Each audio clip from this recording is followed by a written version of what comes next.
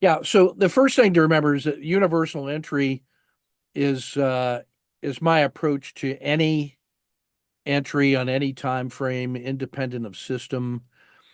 It was a way to basically describe a method of reentry after a successful trade.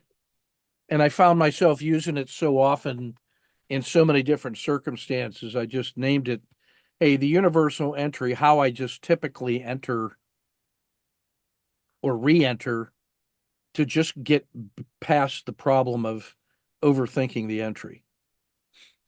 The original proposition had to do with this phenomenon, um, uh, like the washout pattern. This little 1, 2, 3 business is typical of the washout, but the universal entry, as I define it, really is this, and that is that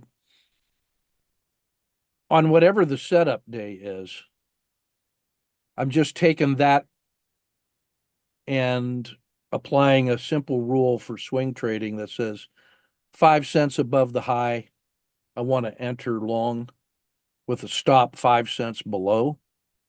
And then this becomes my execution risk, what I call XR, for purposes of that entry. Now, what that means is that depending on whatever system I'm using, if these were individual rule sets, each one of those is going to have a different definition of what constitutes a setup day.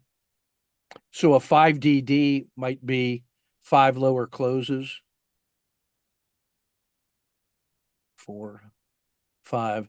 So if I have that, now I've met the criteria for a 5DD checker hold. Actually, it's got to be this one, right? Because this is the 0 day. So this was the first day down, second day, third day, fourth day, fifth day, 5 lower closes in a row.